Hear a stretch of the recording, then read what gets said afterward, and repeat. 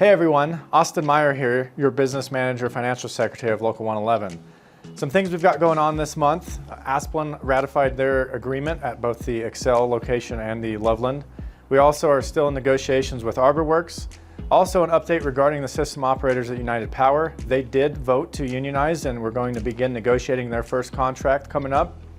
We're also preparing for Xcel negotiations. On February 27th, we're going to be sending the opening letter to the company and we will have the first date to sit down for formal negotiations on March 12th. Just a quick reminder that we still have some 2026 Union Sportsmen's Alliance calendars available. With that, you get entered into a chance to win 2 guns per week on a national scale. So if anybody's interested in that, please come down to the hall and pick one of those up. We also are still looking for members interested in designing shirts, hats, or any of the swag that we have here at the local. So if anybody's interested in that, please reach out to your business agent or myself. That way we can get you on the list to be part of that committee. A quick reminder on some of the committees that we have here at the local.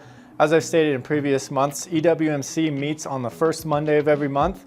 The Women's Committee and Renew meets on the second Monday of every month. And we have the Veterans Committee that meets on the fourth Thursday of every month. A few things that these groups have coming up. We have the Veterans Committees hosting a statewide breakfast here at Local 111 on March 7th at 10 a.m. Anybody that's a veteran or anybody that wants to come down and hang out is welcome to attend that event. The Women's Committee is also doing a Women's on the Tools event that will be at Plumbers Local 3 here in Denver on March 7th as well at 10 a.m. So if anybody wants to participate in that event, come down and check that out as well. A few things we also have going on is we have a stewards training going on here in February. If anybody wasn't able to get on to that training, please let your business agent know or myself and we'll get you on the next training. My plan is to have those quarterly, so hopefully we can get you on the next one. We also have the Midwest Softball Tournament that Local 68 is going to be hosting. That will be July 31st through August 2nd. So if anybody wants to come participate in that or wants to get a team together, let us know as we were approving funds to have teams able to participate in this event as well. So this month, we're going to talk about what past practices mean. It's part of basically a union's ability to hold a company accountable. I think there's a lot of confusion as to what a past practice is, what we're able to actually grieve in terms of past practices. So this month we're going to focus in on that and give a little bit of an education around past practices. So a past practice is a practice that's both understood by the company and the union. It's a long-standing practice and it's not specifically designated or talked about within the collective bargaining agreement. So let's say how the overtime rules are set within your company or any of that stuff. If that's a practice that's been long-standing, both the union and the company both understand that that's how that practice exists. The company can't just unilaterally change that practice. So what we can do is if the company decides they want to change a past practice, it's important on the members and the stewards to be aware of what those practices are.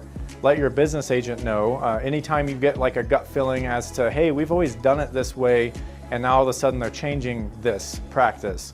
Reach out to your business agent, have a conversation with them around what that looks like, because more often than not, we can file a grievance.